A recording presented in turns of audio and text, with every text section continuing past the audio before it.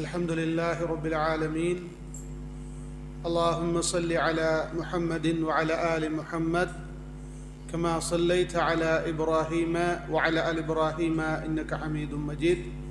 اللهم بارك على محمد وعلى آل محمد كما باركت على إبراهيم وعلى آل إبراهيم إنك حميد مجيد.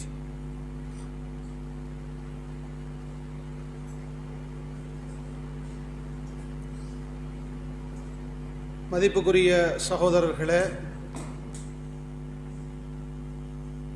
நாம் எல்லோரும் ஒவ்வொரு வாரத்திலும் நபிகள் ஸல்லல்லாஹு அலைஹி வஸல்லம் அவர்களுடைய சீரா, வாழ்க்கை வரலாறு என்ற தொடர் தலைப்பிலே கொண்டு சேர்கிறோம். பல விடயங்களை நாம் தொடர்ச்சியாக படித்து கொண்டு வருகின்றோம். இறுதியாக நாங்கள் ஹிஜ்ரி 9ஆம் வருடத்திலே இடம்பெற்ற தபூக் என்ற யுத்தம், அந்த யுத்தத்தை தொடர்ந்து அதே வருடத்தில் இடம்பெற்ற மிக முக்கியமான நிகழ்வுகளை பற்றி படித்துக் கொண்டு வருகின்றோம்.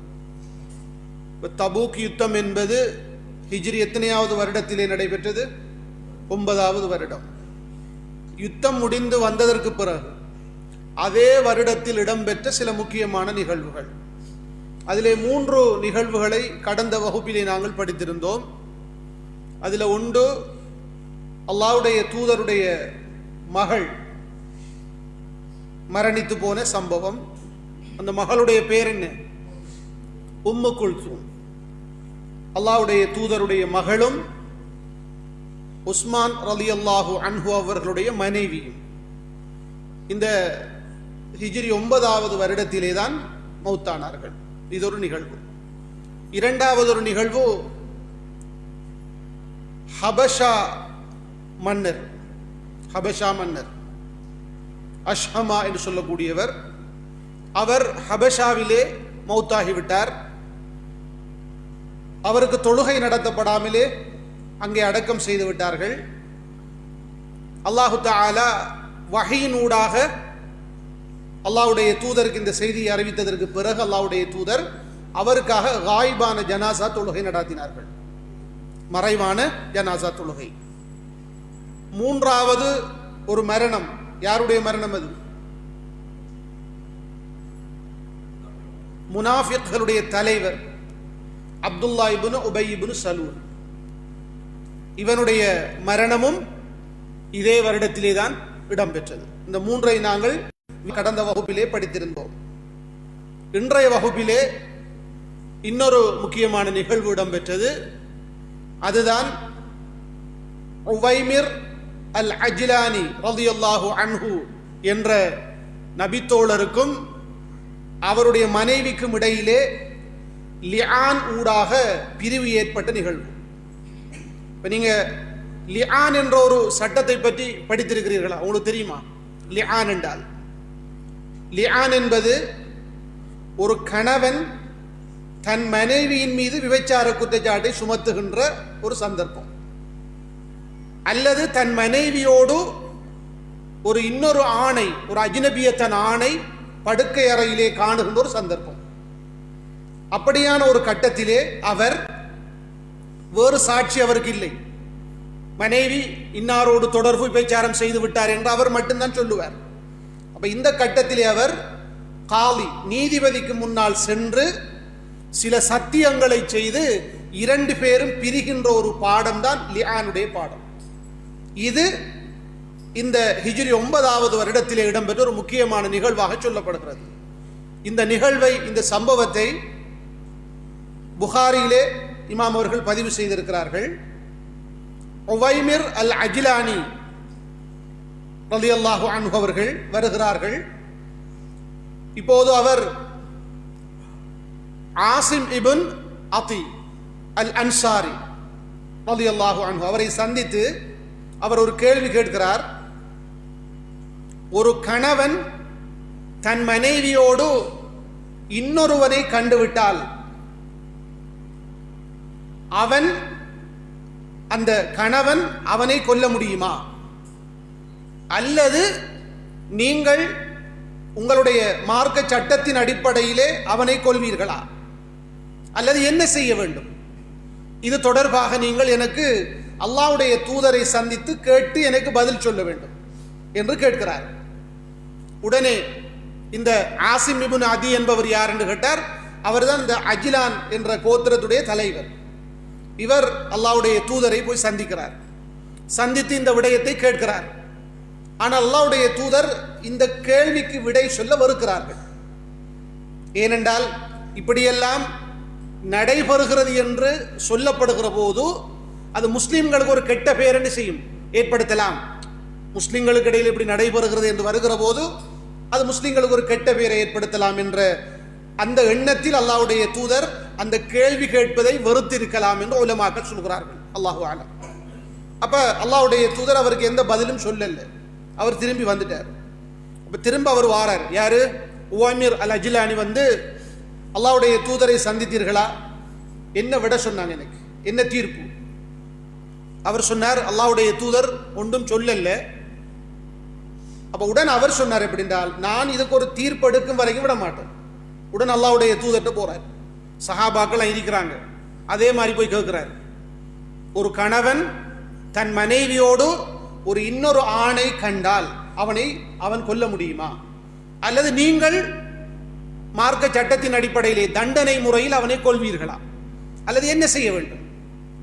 அப்போதுதான் அல்லாஹ்வுடைய தூதர் கூறுகிறார்கள், உங்கள் விடயத்திலும் உங்கள் மனைவி விடயத்திலும் அல்லாஹு தஆலா அல் குர்ஆனிலிருந்து சில வசனங்களை இறக்கி இருக்கிறான். உங்கள் மனைவியை அழைத்து கொண்டு வாருங்கள் என்று சொன்னார்கள். லிஆன் நடக்க போகுது. லிஆன் செய்யறா எப்படின்னா அல்லாஹ் சொல்லுகிறான் பாருங்கள்.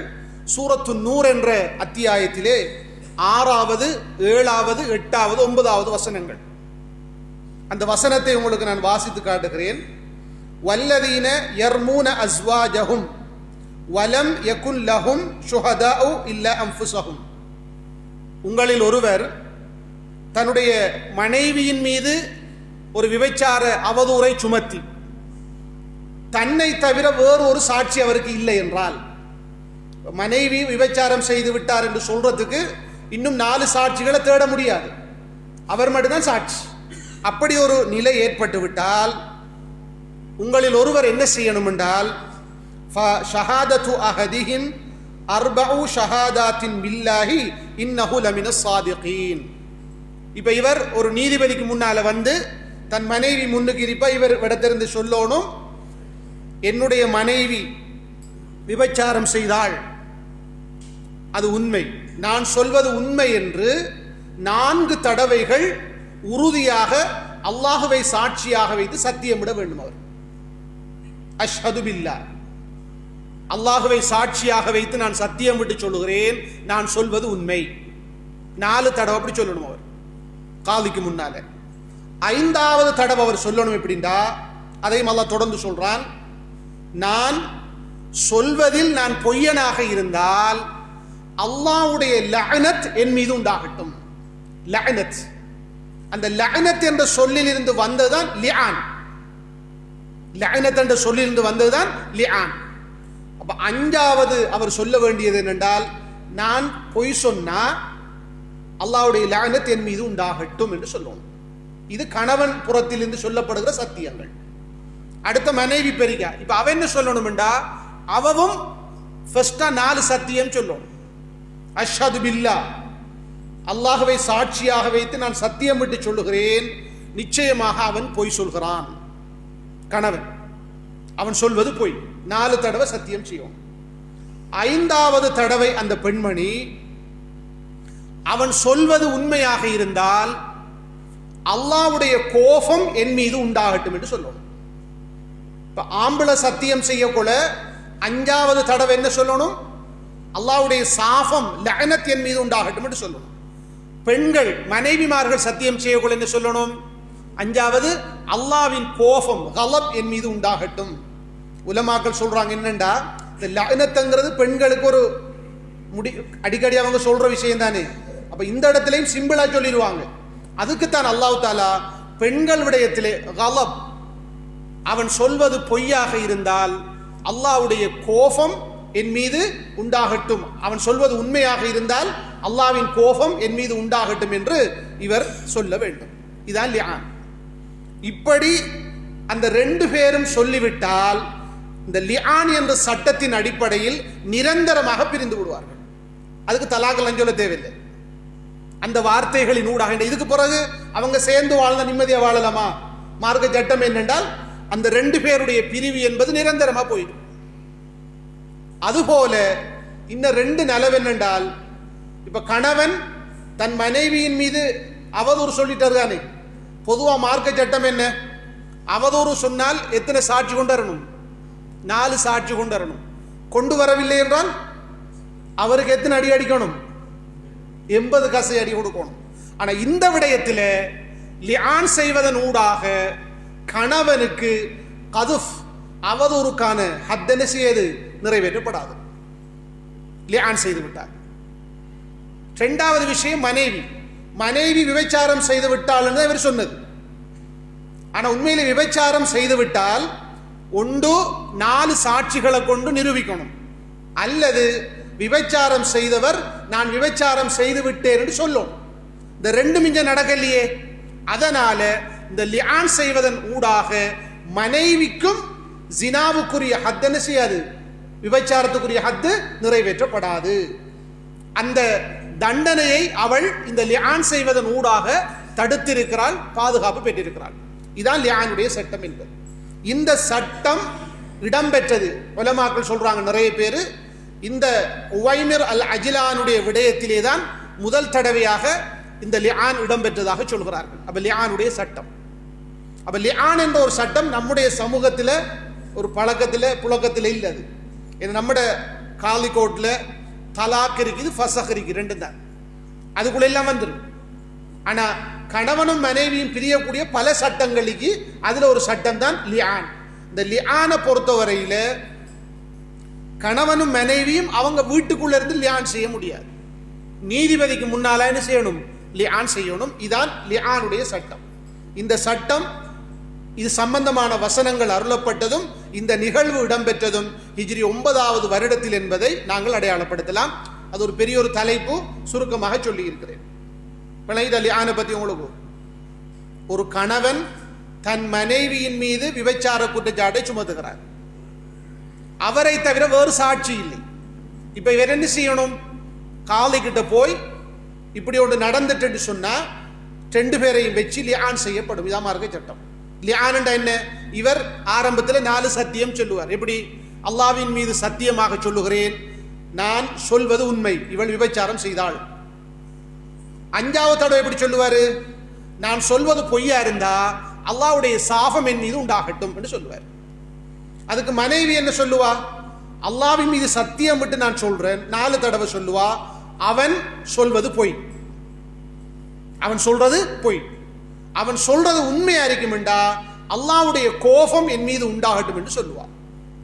இதான் லிஆனுடைய சட்டம். இப்படி ஒரு கணவனும் மனைவியும் ஒரு காலிக்கு முன்னால் பிரிந்து விட்டால் அவர்கள் நிரந்தரமான பிரிவாக பிரிவார்கள். அவர்கள் மீண்டும் சேரவே முடியாது. இது மார்க்கத்துடைய சட்டம். அப்ப இந்த ஒரு நிகழ்ச்சி இடம்பெற்றது இந்த ஹிஜ்ரி 9வது வருடத்தில். அடுத்த ஒரு முக்கியமான நிகழ்ச்சி, அதுவும் ஒரு விபச்சாரத்தோடு சம்பந்தப்பட்ட ஒரு மரண தண்டனை நிறைவேற்றப்பட்ட சம்பவம். நீங்க அடிக்கடி பயான்களுக்கு கேள்விப்பட்டிருப்பீங்க. காமிதியா என்ற ஒரு பெண், அந்த இனத்தை சேர்ந்த ஒரு பெண், அல்லாஹ்வுடைய தூதரிடத்தில் ஒரு தடவை வாராங்க. வந்து யா ரசூலல்லாஹ், நான் விபச்சாரம் செய்து விட்டேன், என்னை தூய்மைப்படுத்துங்கள் என்று கேட்டார். இப்ப மார்க்கத்துடைய சட்டம், ஒரு ஆணோ பெண்ணோ திருமணம் முடித்ததற்கு பிறகு விபச்சாரம் செய்தால் என்ன? மரண தண்டனை அவங்களுக்கு. இதான் விபச்சாரம் செய்கிறவர் திருமணம் முடிக்காதவராக இருந்தால் அவருக்கு என்ன தண்டனை? 100 அடிகள், கசை அடிகள் கொடுக்கணும். இப்ப இந்த பெண் விபச்சாரம் செய்து விட்டார், திருமணம் முடித்த பெண். இவர் உண்மையிலே இவருக்கு தெரியும் நமக்குரிய ஹத்து என்பது மரண தண்டனை என்பது தெரியும். ஆனா அந்த பெண்மணி என்ன சொல்லிக்கிட்டு வந்தா தெரியுமா? அல்லாஹ்வுடைய தூதரே, என்னை தூய்மைப்படுத்துங்கள் என்று சொல்லிக்கிட்டு வந்தார். உடனே அல்லாஹ்வுடைய தூதர் சொன்னாங்க, என்ன கேடு உனக்கு? அல்லாஹ்விடத்திலே போய் இஸ்திக்பார் செய்து கொள்ளுன்னு சொன்னாங்க. அல்லாஹ்வுடைய தூதர் எப்பயும் அடுத்தவர்களுடைய குறைகளை மறைக்கத்தான் பார்ப்பார். அது அவங்களோட பெண். மற்றவருடைய குறைகளை மறைக்கத்தான் பார்ப்பாங்க. அவங்க சொன்னாங்க, நீ திரும்ப போ, அல்லாஹ்விடத்தில் இஸ்திக்பார் செய்து கொள்ளுன்னு சொன்னாங்க. அந்த பெண்மணி திரும்ப சொன்னா, யா ரசூலல்லாஹ், மாஇஸை திருப்பி அனுப்பியது போன்று என்னையும் திருப்பி அனுப்ப பார்க்கிறீர்களா என்று கேட்டார். இதற்கு முன்னர் ஒரு சஹாபியுடைய வாழ்க்கையில் அப்படி நடந்துச்சு. நான் உறுதியாக சொல்லுகிறேன், நான் விபச்சாரம் செய்து விட்டேன், என்னுடைய வயிற்றிலே குழந்தை வளர்கிறது, நான் கர்ப்பிணியாக இருக்கிறேன் என்று சொன்னான். அப்போ உடனே அல்லாஹ்வுடைய தூதர் சொன்னாங்க, அவருடைய ஒரு பாதுகாவலரை கூப்பிட்டு, இந்த பெண் குழந்தையை பெற்றெடுக்கும் வரைக்கும் பராமரிங்க, இந்த குழந்தையோட சேர்த்து மரண தண்டனை கொடுக்க இயலாது, குழந்தையை பெற்றெடுத்துட்டு வாங்க. இப்போ உடனே அந்த பெண்மணி குழந்தையை பெற்றெடுத்து விட்டு அந்த பிள்ளை பேர் ரத்தம் கூட நிக்கல, தூக்கிட்டு வாரான். மனம் மாறல, பாத்தீங்களா, கடைசி வரைக்கும் உறுதியாக தான் இருக்கிறார். வந்து யா ரசூலல்லாஹ், குழந்தையை பெற்றெடுத்துட்டேன். திரும்ப அல்லாஹ்வுடைய தூதர் சொன்னாங்க, இந்த பிள்ளைக்கு தொடர்ந்து பால் கொடுக்கணும், 2 வருடங்கள் தாய்ப்பால் ஊட்டுவது அந்த குழந்தையின் உரிமை, அதை முடிச்சுட்டு வாங்க. திரும்ப அனுப்புறாங்க. கிட்டத்தட்ட ஒரு 2.25 வருஷம் போயிடுச்சு. அது வரைக்கும் அந்த பெண்மணி மனம் மாறல. சுப்ஹானல்லாஹ், உறுதியாத்தான் இருக்கா, நான் இந்த உலகத்தில் தூய்மைப்படுத்தப்பட வேண்டும். கடுமையான இது. திரும்ப அவ அந்த பிள்ளையை தூக்கிட்டு வரக்குள்ள அந்த பிள்ளோட கையில ரொட்டி துண்டொண்ட கொடுத்து கூட்டிட்டு வரான். என்னண்டா, பால் குடி மறந்துட்டு பிள்ளை ரொட்டி சாப்பிடுது. உடனே அல்லாஹ்வுடைய தூதர் என்ன செஞ்சாங்கண்டா, அந்த பிள்ளையை வாங்கி ஒரு ஆள் கையில கொடுத்துட்டு, இப்போ அந்த பெண்ணுக்கு மரண தண்டனை நிறைவேற்றப்படுது. ஒரு குழியை வெட்டிட்டு அவ அதுக்குள்ள வைக்கப்பட்டு அதுக்கப்புறம் கல்லறிந்து கொள்றது, மரண தண்டனை. அப்ப அந்த டைமில் ஹாலித் இப்னு வலீத் ரலியல்லாஹு அவர்கள் வாராங்க. இப்போ தண்டனை நிறைவேற்றப்படுது. அவருக்கு என்ன நடந்ததுன்னு தெரியானே, வந்தவர் ஒரு கல்லொன்று எடுத்து அந்த பெண்ணுடைய தலையிலே எறிகிறார்கள். ரத்தம் அவரோட முகத்துல தெறிக்குது. உடனே அந்த பெண்ணுக்கு அவங்க அல்லாஹ்வுடைய தூதருக்கு இது கேட்குது. உடனே அல்லாஹ்வுடைய தூதர் சொன்னார்கள், ஹாலிதே, நிறுத்துங்கள், போதும், நிறுத்துங்கள், என்ன சொல்றீங்க நீங்க, இந்த பெண் யார் தெரியுமா என்று சொல்லிட்டு அந்த இடத்துல சொன்னாங்க, லகத் தாபத் தௌபதன் லவ் தாபஹா சாஹிபு மக்ஸின் லகுஃபிர லஹுன்னு சொன்னாங்க. அந்த பெண் செய்த தௌபா எப்படிப்பட்ட தௌபாண்டா, இந்த உலகத்தில் மக்களை ஏமாற்றி மக்களுடைய பொருளாதாரங்களை அபகரித்து மிக பெரும் பாவம் செய்து வாழுகின்ற ஒரு பாவி இந்த பெண்ணுடைய தௌபாவை செய்தால் அவனுக்கும் பாவம் மன்னிக்கப்படும். அப்படிப்பட்ட ஒரு தௌபாவை அந்த பெண்மணி செய்திருக்கிறார். ஹாலிதே, நீங்கள் என்ன சொல்கிறீர்கள் என்று சொன்னாங்க. சுப்ஹானல்லாஹ், கடும் தௌபா. இப்ப அடுத்த கட்டம் சொன்னாங்க, இப்ப அந்த பெண்ணுக்கு ஒரு முஸ்லிம் ஜனாசாவுக்குரிய கடமையெல்லாம் செய்யணும், எல்லாம் செய்யணும். இப்ப தொழுகை நடத்தப்பட போகணும். உமர் அலி ஓடி வராங்க, யா ரசூலல்லாஹ், ஜினா செய்த பெண்ணுக்கு தொழுகையா கேட்கிறாங்க. திரும்ப அவருக்கு சொன்னாங்க, லகத் தாபத் தௌபதன் லவ் குஸ்ஸிமத் பைன ஸபஈன மின் அஹ்லில் மதீனதி லவஸிஅத்ஹும். உமரே, என்ன சொல்றீங்க, இந்த பெண்மணி செய்த தௌபாவை மதீனாவை சேர்ந்த 70 பேருக்கு பங்கு வைக்கப்பட்டாலும் அது போதுமாக இருக்கும் என்று சொன்னார்கள். அல்லாஹு அக்பர். 70 பேருடைய தௌபாவை ஒரு பெண் செய்திருக்கிறார். சொல்றாங்க, கடைசியா யாருக்கும் தெரியாம இருந்த ஒரு விடயத்தை, அல்லாஹ் மறைத்திருந்த ஒரு விடயத்தை அந்த பெண்மணியாக தானா வந்து சொல்லி தன்னையே அர்ப்பணித்தாரே, இந்த பெண்ணை விட ஒரு சிறந்த ஒருவர் இந்த உலகத்திலே இருக்க முடியுமா? அல்லாஹ்வுடைய தூதர் கேட்டாங்க, இந்த பெண்ணை விட ஒரு சிறந்த ஒருவர் இருக்க முடியுமா? அல்லாஹ் அக்பர். இதான் உண்மையான தௌபா. மார்க்கத்துடைய சட்டம், ஒருவருக்கான ஹத்து இந்த உலகத்தில் நிறைவேற்றப்பட்டு விட்டால் அவருக்கு மறுமையில் தண்டனை கிடையாது. ஒருவர் ஹத்துக்குரிய ஒரு குற்றத்தை செய்து விட்டார், அது ஒரு இஸ்லாமிய நாடாக இருந்து அந்த இஸ்லாமிய நாட்டிலே அதுக்கான தண்டனை நிறைவேற்றப்பட்டு விட்டது, அவருக்கு மறுமையில் தண்டனை கிடையாது. அதுக்கான தண்டனை உலகத்தில் கிடைத்து விட்டது. அதனால தான் அந்த பெண்மணி வந்து சொன்னது என்ன, என்னை தூய்மைப்படுத்துங்கள் என்று சொன்னது. இதுதான் பெரிய ஒரு தௌபா. இப்படியான ஒரு நிகழ்வு உலமாக்கள் அடையாளப்படுத்துகிறார்கள். தபூக் யுத்தத்துக்கு பிறகு ஹிஜ்ரி 9வது வருடத்திலே இடம்பெற்ற ஒரு நிகழ்வாக அடையாளப்படுத்தி இருக்கிறார்கள். உண்மையிலே இந்த கடைசியாக சொல்லப்பட்ட நிகழ்வில் நமக்கு நல்ல பாடம் இருக்கிறது. என்ன பாடம் என்ற அன்புக்குரியவர்களே, ஆண்களும் தான் பெண்களும் தான், இந்த உலகத்தில் நாம் நிறைய பாவங்கள் செய்கிறோம். கடந்த காலங்களில் நிறைய பாவங்கள் செய்திருக்கிறோம். இந்த இடத்துல 60 வயது, 70 வயது, 50 வயது, 40 வயது, பல வயதுள்ளவர்கள் இருக்கிறோம். நம்முடைய ஒவ்வொரு வயதிலும் கடந்த காலங்களில் நாம் செய்த பாவங்களை நினைத்து பாருங்கள். இந்த பாவங்கள் எல்லாம் மற்றவர்களுக்கு தெரியாமல் இருக்கலாம், செய்த நமக்கு தெரியும், நம்மை படைத்த ரப்புக்கு தெரியும். என்னுடைய ஈமானும் உங்களுடைய ஈமானும் எப்படி இருக்கணும் என்றா, இந்த பாவங்களுக்கான மன்னிப்பு இந்த உலகத்தில் கிடைக்க வேண்டும். நான் தூய்மைப்படுத்தப்பட வேண்டும். தூய்மைப்படுத்தப்பட்ட நிலையில் மறுமை நாளில் அல்லாஹ்வை சந்திக்க வேண்டும். இதுதான் நமக்கு பாடம். அந்த ஒரு சிந்தனை தான் இந்த பெண்மணியிடத்தில் இருந்தது. உலகத்தில் தான் அவமானப்பட்டாலும் பரவாயில்லை, மரண தண்டனை நிறைவேற்றப்பட்டு நான் கொல்லப்பட்டாலும் பரவாயில்லை. அவருடைய நியத் என்ன? உலகத்தில் நான் தூய்மைப்படுத்தப்பட்டு மறுமையில் நான் அல்லாஹ் வைத்திருக்கிற சொர்க்கத்தை அடைந்து கொள்ள வேண்டும். இந்த நியத் நம்மிடத்திலே வரும். தௌபாண்டா செய்கிற பாவத்தை முதலாவது விடணும்.